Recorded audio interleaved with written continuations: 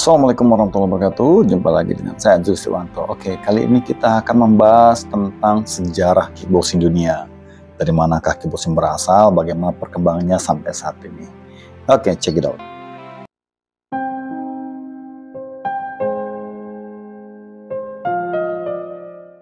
Oke, sejarah kickboxing dimulai dari seorang yang bernama Tatsuo Yamada, seorang berkebangsaan Jepang yang merupakan pendiri Nihon Kempo Karate Do, jadi semacam karate tapi ala Kempo begitu ya.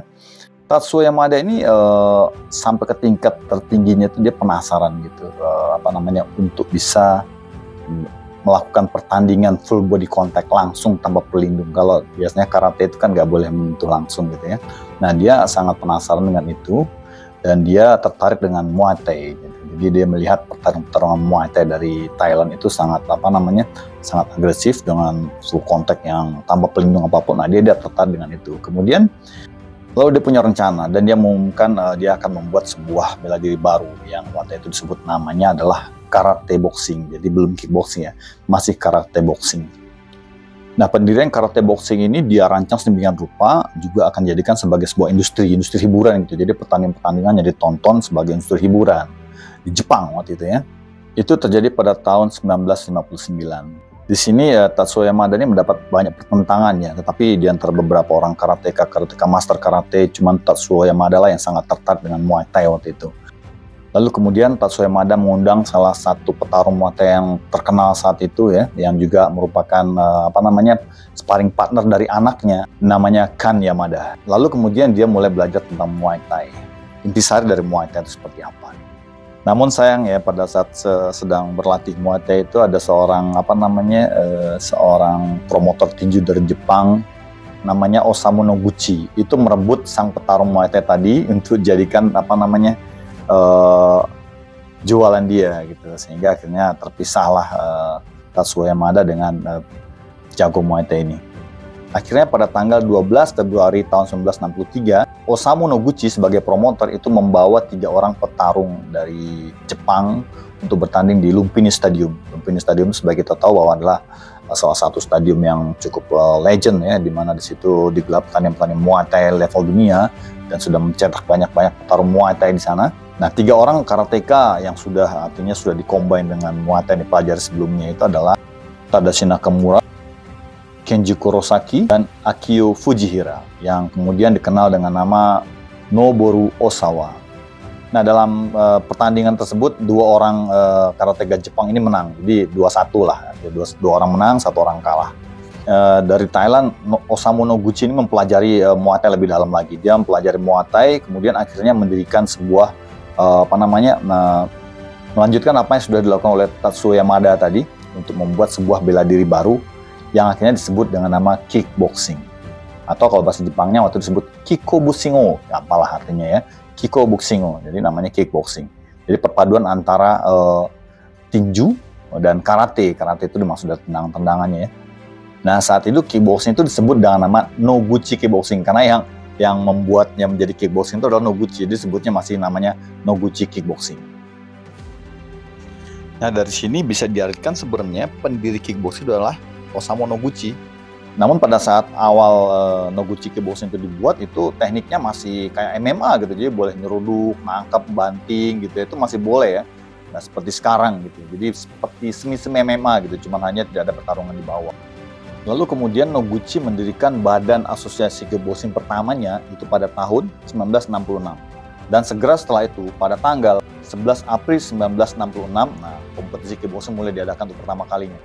Dan pada tahun 1967, Tatsuo Yamada meninggal. Kemudian dojo-nya diganti nama menjadi Suginami Gym, yang melatih khusus kickboxer dan kemudian lebih sering mengirim murid-muridnya untuk bertanding di kompetisi kickboxing. Di Suginami Gym ini betul-betul kemudian dilatihkan kickboxing ini secara utuh kemudian ya. Nah, Noguchi rajin tuh mulai mengirim anggota-anggotanya untuk bertanding di kickboxing ya. Dan juga untuk mengembangkan kickboxing di seluruh Jepang. Nah, pada saat itu kickboxing di Jepang mulai populer nih, mulai dari TV juga ditampilkan sebagai acara hiburan di TV. Salah satu televisi Jepang itu menampilkan kickboxing sebagai acara hiburan, sportainment. Nah, ada satu kickboxer yang paling terkenal pada masa itu, namanya Tadashi Sawamura. Tadashi Sawamura ini adalah kickboxer yang jago, paling jago banget, yang kemudian dikenal sebagai selebritisnya kickboxing di Jepang pada saat itu. Namun ketika Tadashi Sawamura ini mulai merosot gitu dan dia pensiun, nah kickboxing itu juga di Jepang itu mulai meredup. Jadi nggak ada lagi acara-acara kickboxing setelah Sawamura tadi pensiun, mati sama sekali. Nah, semenjak itu kickboxing tidak pernah lagi terlihat muncul di TV Jepang, sampai akhirnya pada tahun 1993 muncullah K1 itu pertama kalinya. K1 ワールドグランプリがスタートして今年で10年、決勝トーナメントを中心に全試合を完全網羅、完全永久保存版オフィシャルビデオ全5巻および DVD 全6巻堂々完成。 K1 ワールドグランプリ10年の奇跡、初回限定 T シャツ付き DVD スペシャルボックスセット12月4日発売開始。奇跡の戦いの歴史を永遠に記憶せよ。 K1 ini diciptakan oleh salah satu guru karate Jepang juga ya, namanya Kazuyoshi Ishii pada tahun 1993. Dia adalah seorang pendiri karate Sedokan. Nah, K1 ini diproduksi dalam aturan khusus. Kalau kemarin biasanya kan sebelumnya di kickboxing Jepang itu, Japan kickboxing itu masih boleh nangkap, banting, melempar gitu ya. Nah, di K1 ini dibikin lagi aturan khusus yang dimana boleh ada knee juga. Mungkin bagi mereka yang pernah menonton seri K1 dari pertama kali, itu kalau nggak salah ditayangkan di Indonesia itu sekitar tahun 2003 itu seri pertama K1 dan seterusnya ditayangkan. Itu mulai diadopsi aturan-aturan K1 ya, dimana boleh melakukan clean dengan knee satu kali, tapi tidak boleh menggunakan elbow. Tetap kick dan boxing hanya boleh clean satu kali melakukan knee. Nah, yang saya ingat dari tontonan ini adalah acara K1 ini juga menjadi salah satu ajang untuk kenaikan dan ya, kenaikan dan sabuk hitam itu ada naik dan berapa gitu, naik 6 dan berapa dan 10 gitu. Nah, mereka diadu di ajang K1 ini oleh guru mereka, Kazuyoshi Ishii tadi. Diadu oleh Kazuyoshi Ishii untuk bertanding di ajang K1 berhadapan dengan partai-partai dari Rusia, dari Italia, dari mana-mana ya. Itu untuk bisa mencapai level sabuk berikutnya. Jadi diadu nih antara karateka dengan kickboxing kelas dunia. Saya ingat pernah ada satu seri di mana dia kalau nggak salah, saya lupa namanya, dia akan naik ke tingkat level dan berapa gitu, kemudian beradu dengan salah satu petarung Rusia yang bedanya sangat tinggi sekali, kayak David dan Goliath gitu ya. Nah, kakinya ini patah. Pada saat dokter ingin menghentikan, dia tidak mau. Dia suruh dokter mengikat kakinya. Kemudian akhirnya dokter membidai kakinya dan mengikat kakinya. Dia bertarung dengan terpincang-pincang hanya menggunakan pukulan ya. Sampai akhirnya petarung Rusia ini yang besar badannya botak juga kayaknya gitu ya. Itu merasa kasihan, dia hanya bertahan sekali-sekali mukul tapi tidak kencang, bertahan sampai ronde berakhir ya. Jadi si petarung karateka ini dia bertarung hanya dengan satu kaki, yang satu kakinya sudah patah digeret-geret gitu. Itu jiwa busidonya yang sangat tinggi ya, sehingga dia akhirnya mendapat penghormatan tertinggi dari lawannya gitu. Lawannya sampai menangis gitu melihat kondisi dia yang patah kaki masih mau berhadapan dengan dia. Nah, kemudian akhirnya kickboxing ini berkembang ke seluruh Eropa, Amerika Utara, Selandia Baru, Australia. Tapi jauh sebelumnya di tahun 1962 ada 3 orang Amerika yang membawa kickboxing ini dikembangkan di Amerika, maka disebut namanya American Kickboxing. Mereka adalah Count Dante, Rai Sakarika, dan Maungi. Mereka adalah yang mempelopori kickboxing ada di Amerika nih waktu itu. Kemudian didirikan federasi kickboxing namanya PKA ya. PKA itu apa ya? Pan American Kickboxing Association. Pada tahun antara 1970 dan 1973 tuh. Kemudian pertandingan-pertandingan kickboxing ini mulai dipentaskan seluruh Amerika. Nah, pada saat itu nih aturan kickboxing ini belum jelas. Jadi berat badan belum ada berat badan. Jadi siapa aja bisa ketemu, dari yang kecil ketemu yang besar. Jadi misalnya nih ada berapa orang ya, ada 20 orang turnamen, itu sampai mendapatkan 1 orang yang bisa menang gitu. Jadi sekian orang bertarung sampai tersisa 1. Nah, pada saat itu seorang kickboxer yang saat itu paling jago namanya Benny Urquidez ya, seorang Amerika berkebangsaan ada di darah Meksiko juga. The best in the sport with a tremendous 57 wins, no losses, 49 wins coming by way of knockout. Introducing the man who tonight is making his final appearance in his 20-year spectacular career. Please welcome the 5-time undefeated world champion, the one and only legendary Benny the Jet Urquidez. Itu menjadi orang yang berhasil keluar pada saat turnamen pertama, dia yang tidak ada kelas berat badannya. Nah, Benny juga punya namanya Benny the Jet. Nah, kalau teman-teman pengen tahu siapa namanya Benny the Jet, ini dia orangnya. Nah, dia adalah salah satu legenda kickboxing Amerika ya, American kickboxing yang jago banget deh pokoknya. Dia punya senjata andalan tuh di back kick, spinning hook kick, itu luar biasa. Jadi Benny the Jet-nya benar-benar mengcombine antara karate dan boxingnya di kickboxing ya. Dia bermain sangat cantik dengan teknik tendangannya yang sangat beragam. Back kick dan hook kick adalah salah satu serangan andalannya, dan dia cukup bertahan lama di American kickboxing sebagai juara. Namun sayangnya kan pada saat itu belum ada namanya infrastruktur tingkat dunia, jadi belum ada organisasi yang lebih luas di seluruh dunia gitu pada saat. Jadi mereka hanya bertanding di Pan Amerika Utara aja waktu itu kan.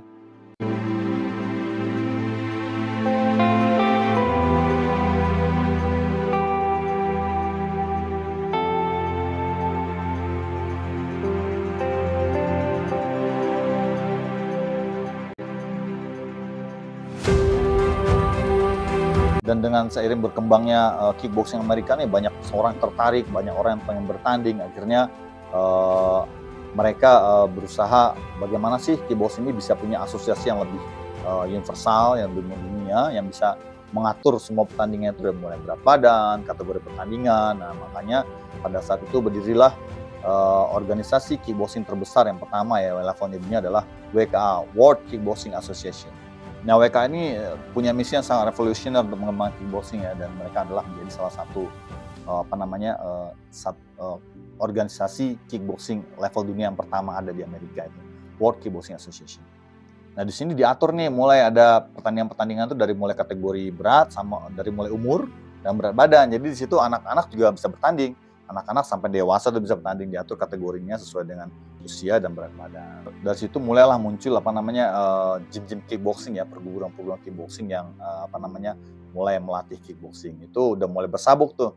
Jadi level sabuknya sudah ada, mulai dari sabuk putih sampai dengan sabuk hitam. Itu sudah ada level sabuknya. Jadi jangan aneh teman-teman kalau mengatakan, loh kok kickboxing ada sabuknya? Dari dulu memang ada sabuknya karena memang basicnya yang karate itu mungkinnya. Jadi memang dari dulu sudah diberlakukan tingkatan-tingkatan sabuk. Nah, tingkatan sabuknya juga mempengaruhi waktu itu di WK itu untuk level-level pertandingannya. Nggak mungkin namanya sabuk kuning ketemu dengan sabuk hitam. Jadi diatur seperti itu.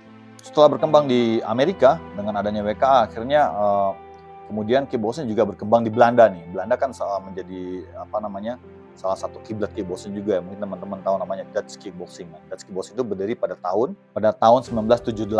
Nah, pendirinya adalah Jan Plas, namanya Jan Plas. Jan Plas bukan plastik, Jan Plas. Jan Plas adalah seorang kickboxer Belanda ya, yang mendirikan Mejiro Gym. Jan Plas mendirikan Mejiro Gym ini di Belanda pertama kali.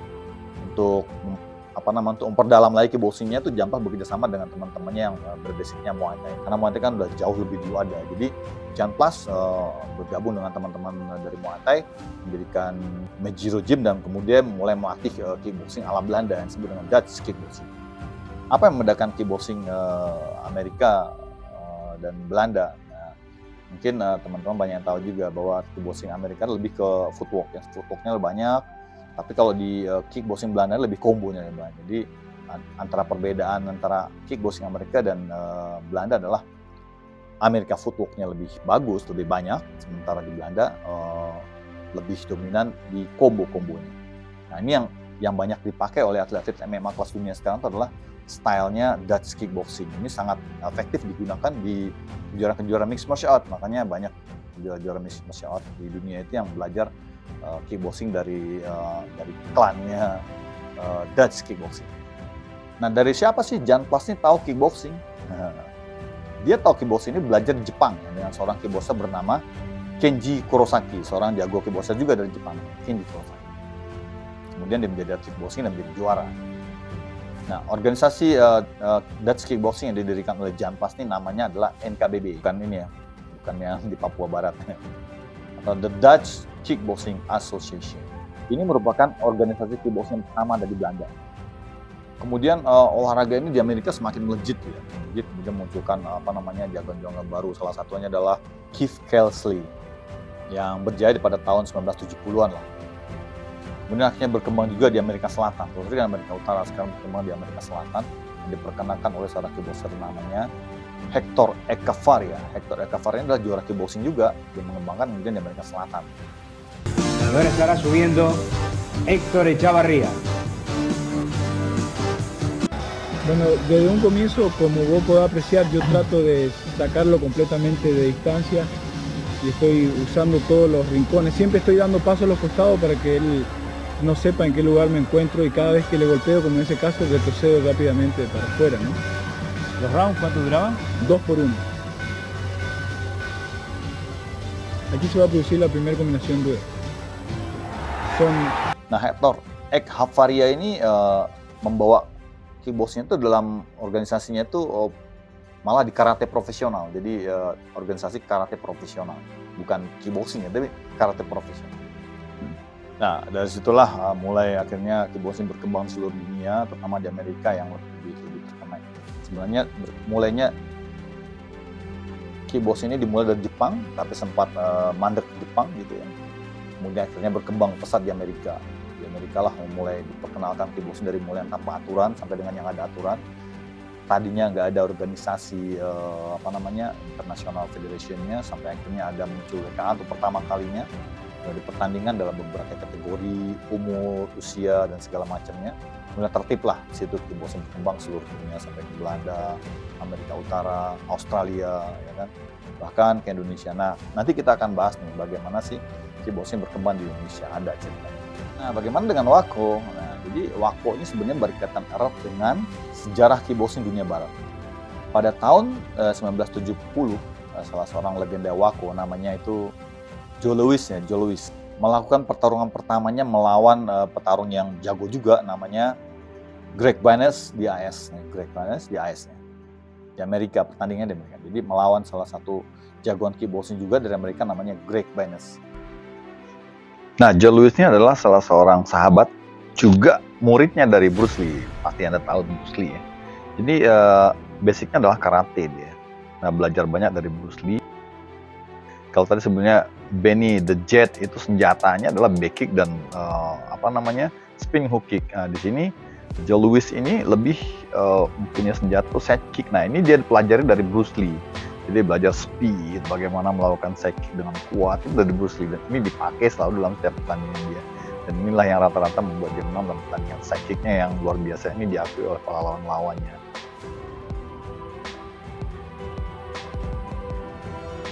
Hasil latihan dia bersama Bruce Lee, sang legenda kungfu dunia.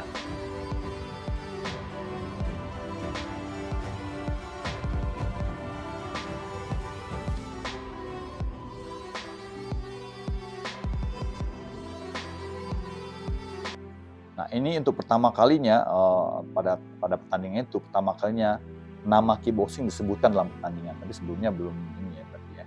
Pada tahun 1970 untuk pertama kalinya nama kickboxing resmi dipakai sebagai bentuk pertandingan ini. Dan di situ dia mulai pakai sarung tinju nih. Kalau sebelumnya belum ada sarung tinju. Jadi sebelumnya masih kayak sarung MMA begitu ya. Tapi akhirnya setelah tahun 1970 untuk pertama kalinya kickboxing ditandingkan secara resmi dan menggunakan sarung tinju. Nah, namun pada tahun 1974 itu baru pertama kalinya untuk full contact kickboxing full contact ya, yang kategori full contact itu dipertandingkan yang berlangsung di Los Angeles.